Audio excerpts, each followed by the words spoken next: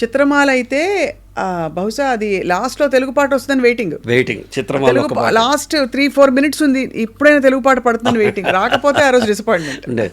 నేను ఒక ఎగ్జాంపుల్ ఒక ఎక్స్పీరియన్స్ చెప్తాను. నేను బుచ్చిబాబు కుర్రాళ్ళే కుర్రాళ్ళు 2 సీరియల్ తీసాక 3rd సీరియల్ పెళ్లి చూపులు చేశాను. ఆ టెలికాస్ట్ అవుతున్న టైంలో విజయవాడ నుంచి అంబాసిడర్ కార్లో వస్తున్న హైదరాబాద్. అప్పట్లో అంబాసిడర్ కార్లు వేడెక్కిపోవడం, కాసేపు దానికి డ్రైవర్లతో చిత్రమైన హింస ఉండేదన్నమాట. ఆ డ్రైవర్ సూర్యాపేట వచ్చాక ఒక 1/2 hour కావాలి నాకు టైం అన్నాడు. ఇట్ వాజ్ అరౌండ్ 7 o'clock మా సీరియల్ టెలికాస్ట్ అవుతుంది. నేను అటు చూస్తే ఒక ఇంటి మీద పైన యాంటీనా ఉంది. యాంటీనా ఉంటే మన కస్టమర్ గ్యారంటీ వాడు. ఇంకా వెళ్ళి తలుపు కొట్టేస్తాం. రెడ్డీస్ ఫ్యామిలీ వాళ్ళు ఎట్లా ఒక ఆశ్చర్యంగా చూశారు. నేను ప్రదీప్ అండి ఇట్లా సీరియల్ టెలికాస్ట్లో చూద్దాం అనుకుంటున్నాను అన్న. రెండు లోపల తీసుకెళ్తే అమ్మ, లోపల ఇంత పెద్ద హాల్లో 100 మంది చూస్తున్నారమ్మా దాదాపు. అబ్బో, అప్పట్లో ఒక టీవీ ఉంటే చుట్టుపక్కల వాళ్ళందరూ వచ్చి చూసేవాళ్ళు. 100 మంది చూస్తున్నారు. వాళ్ళందరూ ఎలా చూశారంటే నన్ను రాత్రి 11 దాకా వాళ్ళు భోజనం పెడితే కానీ పంపించను.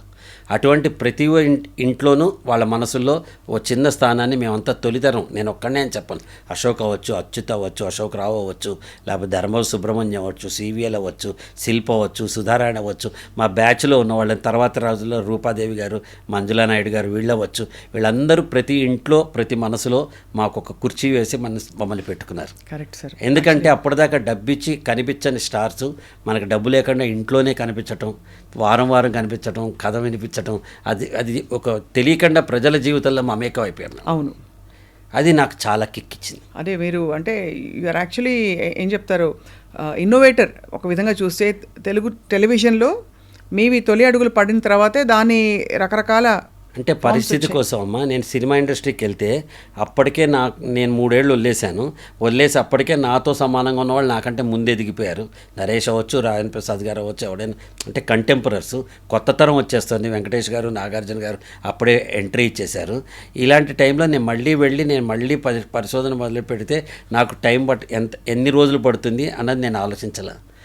ఒక కొత్త ప్లేస్. ఇప్పుడు మనం ఒక జర్నలిస్ట్ అడిగాడు నన్ను, అంత పెద్ద సినిమా ఇండస్ట్రీని వదిలేసి మీరు ఎందుకు టీవీ ఇండస్ట్రీకి వచ్చారంటే, నేను చెప్పే ఒక పెద్ద దేశంలో సైనికుడిగా ఉండే బదులు ఒక చిన్న దేశానికి సైన్యాధ్యక్షుడిగా ఉండాలనుకున్నాను నేను. రాజు సార్, సైన్యాధ్యక్షుడు అంటే రాజు చెప్తున్నా మామూలుగా, అంటే అలా ఉండాలనుకున్నాను అనమాట. దట్స్ హౌ నాకు ఒక సపరేట్ ఎంటిటీని క్రియేట్ చేసింది. నాకు పవన్ కళ్యాణ్ గారికి, చిరంజీవి గారు అంత ఫ్యాన్స్ ఉంటారమ్మా, డై హార్ట్స్ పరిగెత్తే ఫ్యాన్స్ ఉంటారు. కానీ నీలాంటి వాళ్ళందరూ ఒక అన్నయ్య కింద, చిన్నప్పటి జ్ఞాపకం కింద, ఒక మేనమావ కింద, ఒక బాబాయ్ కింద వాళ్ళ మనసులో చోటు చేసుకునేంత ఉంటారు. టెలివిజన్ పాపులారిటీ ఇది నా గొప్పతనం అనేది. సార్ ఇప్పుడు నేను చెప్పాను, నేను చాలా చిన్నదాన్ని బుచ్చిబాబు వచ్చినప్పుడు, బట్ ఐ స్టిల్ రిమెంబర్. అడుగడుగున బుచ్చిబాబు అందరికీ నచ్చు బాబు, పూటకోళ్ళ గరీబు మానవతకు నవాబు.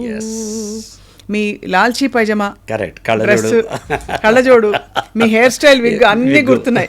అది అప్పుడప్పుడే జుట్టు మొదలెట్టింది, విగ్గు మొదలెట్టాను నేను. So life has given me enormous opportunities. Right, అవును. అవకాశాలు నేను వాడుకున్నాను అంతే. ప్రొయాక్టివ్గా ఉన్నాను. ప్రొయాక్టివ్నెస్ అంటే ఏదొచ్చినా, ఇప్పుడు మీరు రమ్మన్నారనుకో, దీనివల్ల నాకు లాభం ఏంటని చూడండి, ఎందుకు ఇది వస్తుందో నా జీవితంలోనే వచ్చేస్తాను నేను. అది దట్ ఈస్ యాక్చువల్లీ ఆ ఓపెన్నెస్ వల్ల మీకు blessed nature has taken care of you. ఇప్పటికి కూడా చారాయి గాన్ సభలో ఎవరైనా గెస్ట్ కింద పిలుస్తారు, వెళ్తాను. అందరు ఉంటారు అక్కడికి, కింద 50 మంది ఉంటారు, నువ్వు ఎందుకు వెళ్తావు అని అంటారు. ఒకప్పుడు నాగేశ్వరరావు గారు ఉండేవారు, నారాయణ రెడ్డి గారు ఉండేవారు, దాసనారాయణరావు గారు, జంజాల గారు, విశ్వనాథ్ గారు, వీళ్ళందరూ వచ్చేవాళ్ళు. ఇప్పుడు ఎవడు వెళ్తాడా ప్రోగ్రామ్స్కి? స్టార్లందరూ నేను స్టార్ని అనుకుంటున్నారు. వాళ్ళ క్యారవాన్స్ వదిలి మన ఇంటికి రావడం కూడా, వాళ్ళకి అవార్డు ఇస్తుంటే వాళ్ళకి తీసుకోవడానికి కూడా అదేదో మొహమాటంగా ప్రపంచాన్ని చేసే ఫేవర్లో వచ్చి ఇట్లా అవార్డులు ఆక్కుంటున్నారు ప్రస్తుత తరం. ఐఎమ్ సో వెరీ సారీ, ఎవరైనా నన్ను ఏమైనా తప్పుగా అంటే అనుకోండి. ఇలా పిలిచారు అంటే I take it as an honour. It's a privilege. ఒక ఛానల్ మనని పిలిచి ఇలా ఇంటర్వ్యూ చేస్తుందంటే it's a privilege, it's an honour. మీ వినయం సార్, మీ ఇంకేం చెప్పాలి, మీ మంచితనం. ఎందుకంటే ప్రదీప్ గారు నిజంగానే మీరు అన్నట్టు ఇప్పుడు దాదాపు ఏమీ లేకుండా అలా మొదలుపెట్టిన వాళ్ళు కూడా they are trying to dictate terms అనమాట. అలా టాలెంట్ ప్రతి వాళ్ళకు ఉంటుంది తల్లి. Talent is a relative term. మీ టాలెంట్ మీకుంటుంది, కెమెరామెన్ టాలెంట్ ఆయనకు ఉంటుంది, నా టాలెంట్ నాకు ఉంటుంది, పక్క వేషం వేసే చిన్న వేషం వేసే వాళ్ళకు కూడా వాళ్ళ టాలెంట్ వాళ్ళకు ఉంటుంది. But what is we should learn is attitude. Right. So ఇప్పుడు ఎక్కడికక్కడ మాకు క్యూరియాసిటీ ఏంటంటే ప్రదీప్ గారు, మీరు ఎక్కడికక్కడ పరిస్థితుల్ని ఇది ఇలా అని అర్థం చేసుకుంటూ అక్కడక్కడ అడ్జస్ట్ అవుతూ వెళ్ళిపోయారా? ఎక్కడైనా మీకు సంఘర్షణ వచ్చి లేదు బాగా దుఃఖం వచ్చో ఆవేదన వచ్చో కోపం వచ్చో జరుగుంటాయి కదా. అంటే నేను చెప్తానమ్మా, నా లైఫ్ రోలర్ కోస్టర్. నేను జీవితంలో 3 మేజర్ మిస్టేక్స్ చేశాను. అంటే మిస్టేక్స్ అంటే ముందుకెళ్ళి ధోని 6 కొడదాం అనుకుంటాడు, అప్పుడప్పుడు క్లీన్ బౌల్డ్ అవుతూ ఉంటాడు, అప్పుడప్పుడు క్యాచ్ అవుట్ అవుతుంది.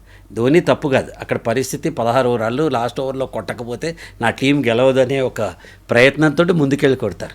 అలా నేను క్యాలిక్యులేటెడ్ రిస్క్ తీసుకున్నా, అవి బ్లో అవుట్ అయినాయి. ఫస్ట్ రిస్క్ 3 స్టార్ ఎలక్ట్రానిక్స్ అని ఒక స్టూడియోని కొన్నాను. 1991లో. ఆ రోజు దేశం కాలమాన పరిస్థితి ప్రకారం అక్కడ ఉన్న స్టూడియో మొత్తం, ఇప్పుడు ఇలా ఉన్న గ్రీన్ మ్యాట్ స్టూడియోస్ ఇవన్నీ ఇప్పుడు కొత్త, అప్పటికే మొత్తం విత్ ఫుల్ ఫ్లెజ్డ్ 30 లక్షలు కొన్నాను. పెద్ద అమౌంట్, 30 లక్షలు ఆ రోజుల్లో. అంటే ఇప్పుడు కనీసం 3 కోట్లు 4 కోట్లు వాట్ ఎవర్ ఇస్ దట్ కొన్నాం. ఒక బ్యాంక్ లోన్ తీసుకుని మేనేజ్ చేసి ఫండ్స్తో కొన్నాం. ఇది కొన్న కరెక్ట్గా ఒక 3 నెలలకి దూరదర్శన్లో ఎవరో కోర్టు కేసేసి దూరదర్శన్లో సీరియల్స్ ఆగిపోయినాయి. అన్ని చిన్న చిన్న పనులు వచ్చి మెయింటెనెన్స్ జీతాలు తప్ప బ్యాంక్ లోన్ తిరిగి కట్టడానికి కూడా లేని పరిస్థితికి వచ్చేసాం.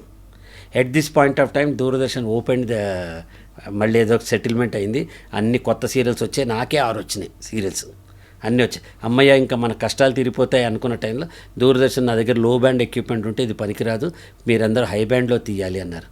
సో నేను కట్టుకున్న ఇల్లు కళ్ళ ముందర కూలిపోయింది. ఇవాళకి కూడా 30 లక్షలు ఆ రోజు వర్తున్నవి మా ఆఫీస్లో ఇంకా మాన్యుమెంట్స్లో దాచిపెట్టుకున్న, ఒక్కటి కూడా అమ్మలా. ఆ కెమెరాలు ఎడిటింగ్లు అన్నీ కూడా. సో ఇది రికవర్ అవ్వడానికి కొంతకాలం పట్టింది. న్యాచురల్ కదమ్మా, ఫస్ట్ జనరేషన్ బిజినెస్ వాళ్ళం మనం. కింద పడితే మనం సినిమా కాదు కదా, కొట్టు తొడగొట్టు డ్యామును పడగొట్టు అంటే ఒక పాటలో రికవర్ అవ్వడానికి. This is life. One has to understand. ఒక కాలు విరిగితే ఆ కాలు అతుక్కుని మనం ఒక వాకర్ పట్టుకుని దాని తర్వాత కుంటుకుంటూ దాని తర్వాత నడిచి దాని తర్వాత తిరిగి పరిగెత్తడానికి ఒక టైం పడుతుంది. 3 నెలలు అవ్వచ్చు, 6 నెలలు అవ్వచ్చు, ఆడదు. సిమిలర్లీ నేను రికవర్ అవ్వడానికి ఒక 6-7 ఇయర్స్ పట్టింది నాకు. అప్పుడు నన్ను ఆదుకున్నది నా corporate films, advertisement films, documentary films. హైదరాబాద్లో ప్రొఫెషనల్ ఫిల్మ్ మేకర్ లేరు. స్పెషల్లీ అప్పుడు హర్షద్ మెహతా దయ వల్ల పబ్లిక్ ఇష్యూ ఫిల్మ్స్ చేసేవాళ్ళు. వాళ్ళందరూ చార్టెడ్ అకౌంటెన్సీ బ్యాక్గ్రౌండ్ ఉండటం వల్ల ఫిల్మ్ మేకర్ని అవటం అంటే ఆల్ ఓవర్ ఇండియా నాకు ఆఫర్స్ రావటం వల్ల because I can understand what they are saying. Correct. So అలా నన్ను రికవర్ అయ్యా. This is my first mistake.